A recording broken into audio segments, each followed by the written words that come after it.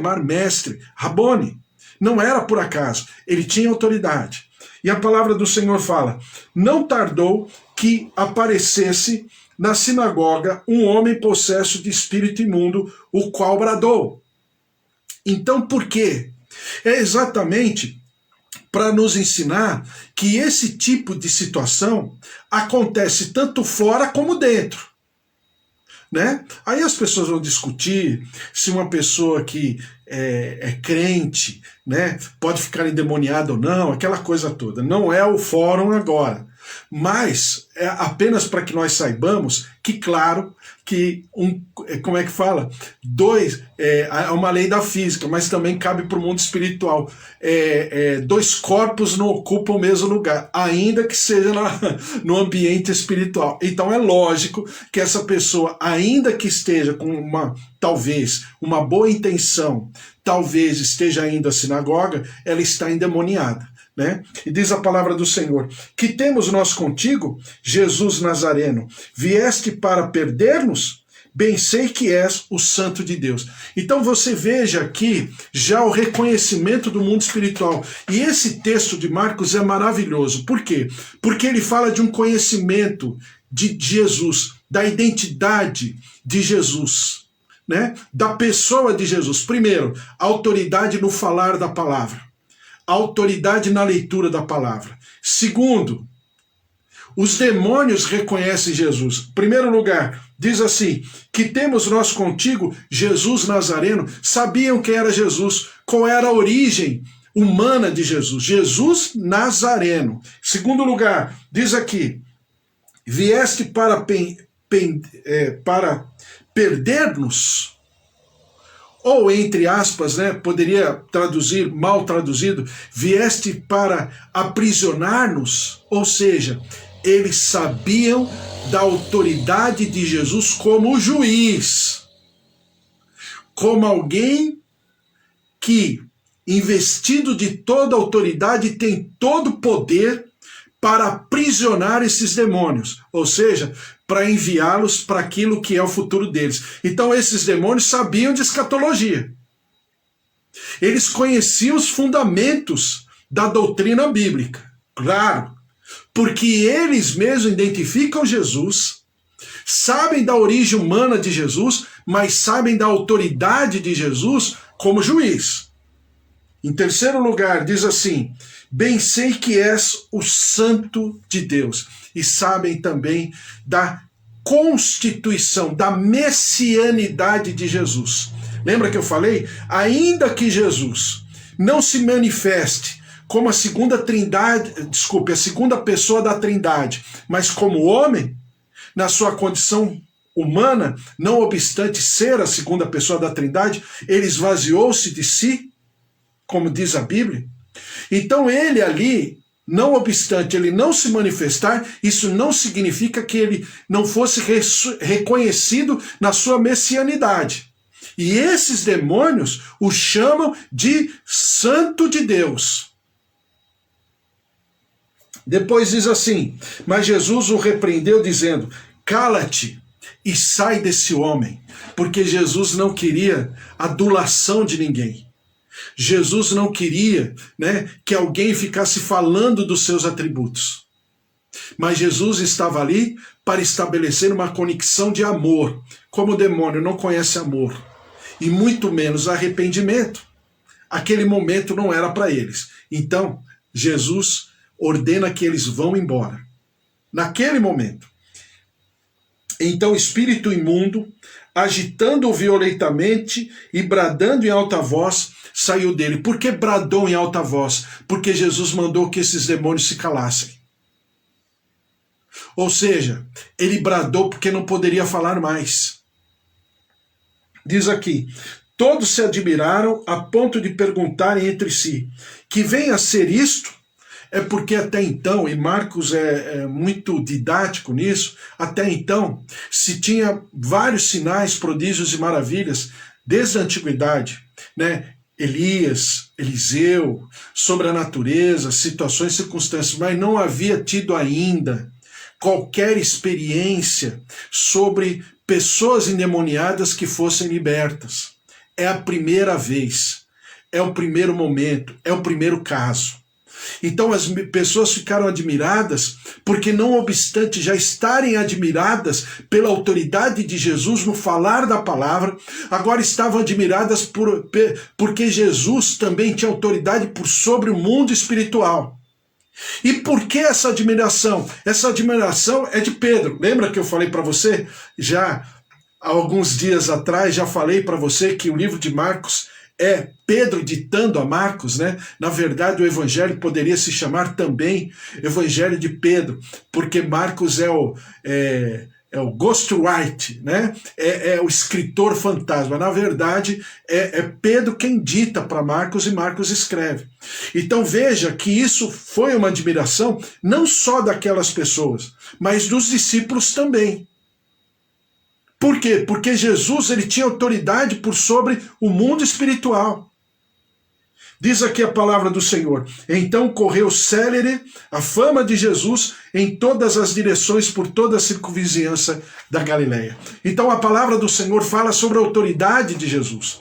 E esse texto fala que Jesus é um pregador estratégico. Por quê? Ele não fica lá discutindo, né? Como eu vejo algumas pessoas, desculpe quem gosta disso, eu não gosto, né? De ficar com apologética. Ah, mas isso, mas aquilo, eu sou, eu não sou. Não, ele foi estrategicamente para quem gostaria de ouvi-lo, para quem estava aberto, com o coração aberto. E é por isso que ele foi para a sinagoga da Galileia e ele saiu de Nazaré.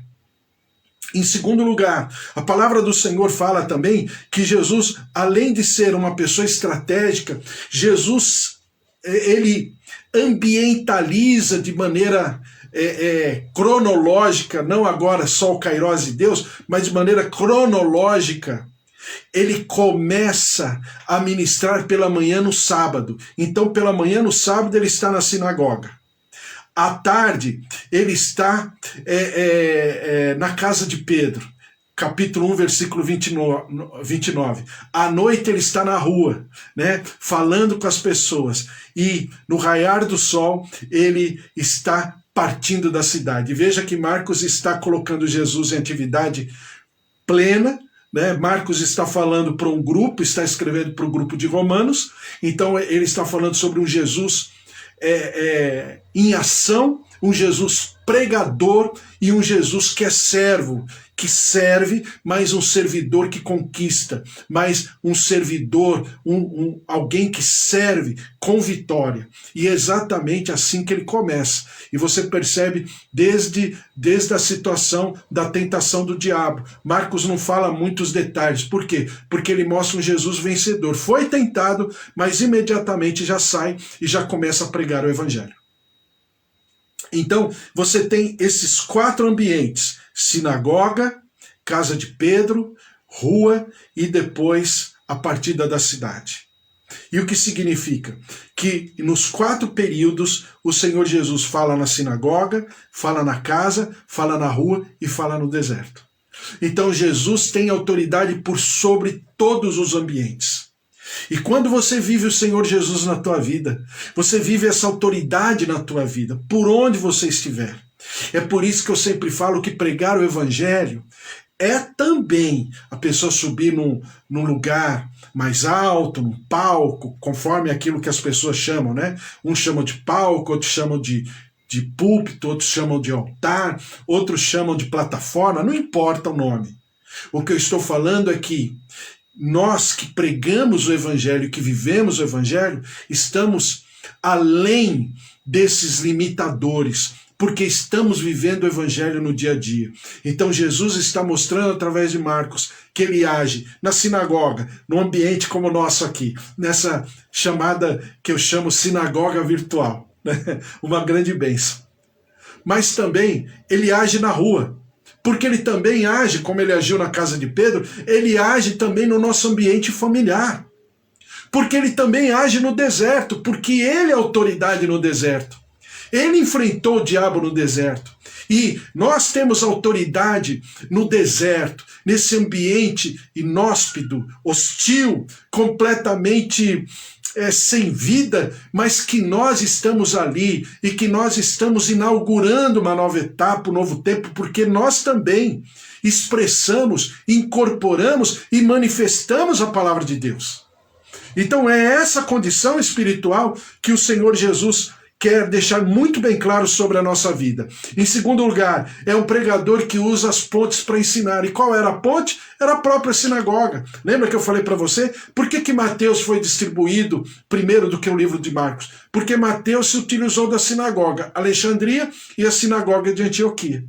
Então ele distribuiu primeiro, não obstante Marcos ter sido escrito primeiro. Em compensação, foi Marcos que se utilizou de um ambiente da sinagoga de Alexandria para inaugurar uma igreja ali. E Marcos fundou uma igreja, uma igreja cristã, né? O evangelista Marcos, ele na sua história paralela à Bíblia, fala que ele foi o líder e também foi o fundador da igreja em Alexandria. Então é essa ponte que Jesus está se utilizando de uma maneira maravilhosa. Por quê? Porque Jesus é reconhecido, né, na religião por causa das palavras proféticas judaicas, hebraicas, mas também ele é reconhecido na cultura romana. Por quê? Porque a cultura romana distribui a palavra de Deus por todos os rincões do planeta Terra da época. Mas também na cultura grega, porque ele é a completa e plena perfeição que abastece o nosso interior, até mesmo para aqueles que tinham a cultura grega. Então você percebe que Jesus usa pontes para se manifestar, porque ele é aquele que é mediador, que nos liga entre Deus e os homens, Jesus Cristo, homem, segundo 1 Timóteo capítulo 2, versículo 5. E em terceiro lugar, Jesus é um pregador que tinha o hábito de estar na casa de Deus, como eu já falei. Então ninguém estranhou dele estar entrando na sinagoga. Ninguém omitiu ou segurou, né? Porque tinha o líder da sinagoga que entregava a palavra de Deus para quem tinha autoridade. Então Jesus mostra e demonstra autoridade, porque a pessoa que é, vamos chamar assim, o líder da sinagoga, né? Aquele que gerencia a sinagoga, não fez por menos, entregou a palavra para Jesus. Então Jesus tinha autoridade, e Jesus se utilizou dessa autoridade porque ele tinha poder espiritual. Ele tem e sempre terá poder espiritual. Em nome de Jesus. Em quarto lugar, ele tem autoridade para ensinar a própria verdade. E ele demonstra e mostra essa autoridade. Então, quando eu e você somos enviados a viver essa autoridade de Jesus Cristo, nós não somos por acaso. Ele venceu e ele conquistou e ele abriu o caminho de maneira pioneira, de maneira desbravadora, para que a gente possa andar por sobre esse caminho de realização, esse caminho que nos faz viver, e não apenas viver, mas externar, expressar, reverberar toda essa constituição espiritual em nome de Jesus. Jesus também tem autoridade para ensinar com fidelidade. Por quê? Porque ele vive a palavra. Ele é a própria palavra. E também Jesus tem autoridade para ensinar, né, a palavra do Senhor. Então Jesus não tem um outro, vamos chamar assim, uma outra inspiração. A inspiração de Jesus é a palavra de Deus. Ele acrescenta? Não. Ele deprecia ou ele diminui a palavra? Também não. Mas ele é a própria palavra manifesta. O fim da lei é Cristo, como diz a própria palavra. Então é essa verdade, é esse evangelho que nós vamos expressar, que nós vamos manifestar e que nós vamos nos alimentar também. Em primeiro lugar, por quê? Porque você perceba que ele tem autoridade por sobre o mundo espiritual. Então essa autoridade sobre o mundo espiritual, ela é maravilhosa. Porque ela nos mostra que não existe qualquer coisa que o mundo espiritual não reconheça na autoridade, através da autoridade de Jesus. É por isso que nós falamos no nome do Senhor Jesus. Nós não falamos no nosso nome. Nós não ministramos no nosso nome. Nós não nos expressamos no nosso nome, mas para nós o viver é, como diz a Bíblia, o viver é Cristo, né? Então, porque para nós o viver é Cristo. O viver é a própria mensagem, é o próprio evangelho se manifestando sobre nós através de nós. E também eu quero deixar aqui, e já vamos terminar, que você perceba que essa pessoa foi na sinagoga. Então, qualquer ambiente no planeta Terra, seja de um lado, seja do outro, não vamos dizer assim, não está inoculado para que não haja manifestações ou situações demoníacas. Mas o que acontece quando acontecem esses momentos ou essas situações, circunstâncias? É porque o Senhor está no controle. E se Ele está no controle, se essas coisas acontecem, é para libertação, é para cura, é para manifestação da glória de Deus. Exatamente o que acontece com Jesus. Esse homem que estava ali, oprimido, ele não estava ali porque essa opressão seria para a sua destruição, mas seria para a sua libertação. Então, é essa condição que nós devemos viver e é essa autoridade que deve imperar sobre nós através de nós, porque Jesus já dominou, Jesus já conquistou. A Bíblia fala que todo joelho se dobrará e nós estaremos um dia com Ele reinando, né? Por sobre todo principado e potestade. Então existe uma autoridade já expressa, manifesta, concretizada em Jesus Cristo. Amém? Glória a Deus. Em quinto lugar, você perceba que a autoridade de Jesus, ela está tanto no ambiente familiar, no ambiente de templo ou de sinagoga, mas também na rua, em todos os lugares. É para que você e eu saibamos que não existem limitadores, para que possamos expressar a glória, a presença, a palavra e as promessas do Senhor. Esses discípulos estavam aprendendo, né, que a conexão com Jesus, a comunhão com Jesus faria toda a diferença. O que faz a diferença hoje é a nossa comunhão e a nossa conexão com Jesus. Não é apenas o conhecimento teórico, teológico, mas é a prática, a experiência de um Deus poderoso e vivo. Uma coisa é a onipresença de Deus.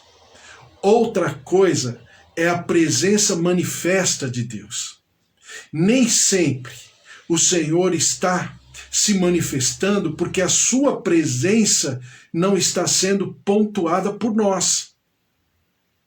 É uma verdade espiritual que se fala muito na teologia.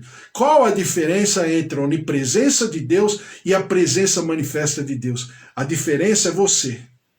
Você é a diferença. Né? Sou eu a diferença. Se Deus pode estar onipresente, pode não, Ele é onipresente. Então Deus está e é onipresente, amém. É um atributo da Trindade, onipresença. Mas a presença manifesta é uma outra condição. Porque é quando eu estou aberto e quando essa presença encontra guarida. Lembra aquilo que fala o livro de Salmos sobre a diferença entre Moisés e o povo de Deus? Porque o povo de Deus conhecia os seus prodígios e as suas maravilhas.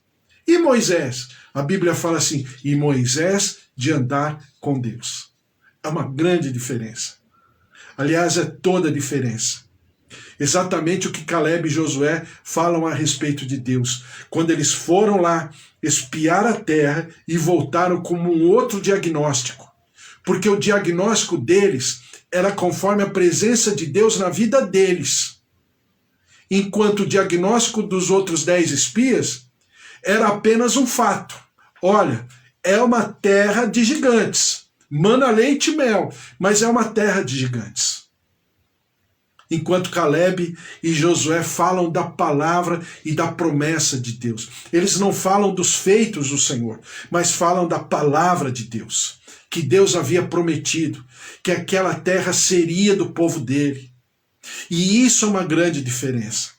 Então quando nós falamos de Deus, nós estamos falando de alguém que nós conhecemos, que nós convivemos no cotidiano, de alguém que faz parte integrante da nossa vida. Não é um conhecimento, é uma constatação, é uma verdade na minha vida. E isso precisa ficar óbvio e nulante na tua vida, como diziam os antigos. Por quê? Porque essa autoridade fará toda a diferença. E para terminar, primeiro, 3 lições práticas. A inutilidade do mero conhecimento intelectual da religião. Aquele homem estava indo na sinagoga porque ele sempre ia na sinagoga. Você não vê ninguém falando assim, olha, esse homem tem problemas, esse homem está endemoniado. Não, ele entra na sinagoga porque era comum, era normal. Era um homem da redondeza, era um homem da comunidade. Então o conhecimento não significa que essa pessoa viveu a plenitude da manifestação, da presença manifesta de Deus, mas conhece a Deus. Como os demônios também. Os demônios falaram de onde Jesus era, qual era a autoridade espiritual de Jesus, né? Que não obstante Jesus já mostrar que tinha uma autoridade no poder da palavra, mas tinha uma autoridade no mundo espiritual, e os demônios reconhecem. Os demônios também reconhecem que Jesus é o Santo de Deus. Então eles veem Jesus na sua constituição humana, Jesus Nazareno. Eles veem Jesus na sua constituição de autoridade espiritual como juiz. Já vai nos prender agora? Eles têm um conhecimento farto de escatologia. Mas também eles identificam Jesus como Santo de Deus. Ou seja, alguém que veio da parte de Deus. Alguém que está em santidade, em maneira completamente santa diante deles. Mas isso não os levou e não os levaria ao arrependimento. Levou ao reconhecimento, mas não ao arrependimento. E é exatamente essa dinâmica que nós temos que entender. Primeiro, sobre as nossas vidas. Depois, através das nossas, do nosso ensino, do nosso pregar o evangelho para aqueles que estão ao nosso redor. Essa coisa da pessoa se dizer gospel, se dizer evangélica e viver exatamente a mesma coisa, alguma coisa está errada. Alguma coisa está errada. Porque, como dizem os nossos jovens, aquele que tem Jesus no coração, ele causa. Ele causa, ainda que ele não fale nada, porque o seu honesto proceder já causa, vai causar alguma coisa. Já dizem os nossos jovens. Então é exatamente isso, porque o evangelho causa, mas causa para edificação, não causa para vergonha. Causa para manifestação da glória, de saúde, de cura, de restauração, de reconstrução, e não para vergonha. Porque alguns dizem que são, mas não são. A gente está percebendo que não são, mas dizem que são. Então é essa ambiguidade que nós precisamos repreender de nossas vidas e viver exatamente o evangelho todo-poderoso, o evangelho de Cristo, porque ele é o próprio evangelho. Jesus é a mensagem. Jesus é vamos dizer assim, o manifestador da mensagem, porque ele também é o resultado da mensagem. Em nome de Jesus. Amém? Glória a Deus. Então, vamos orar, colocar tudo isso diante do Senhor e amanhã tem mais.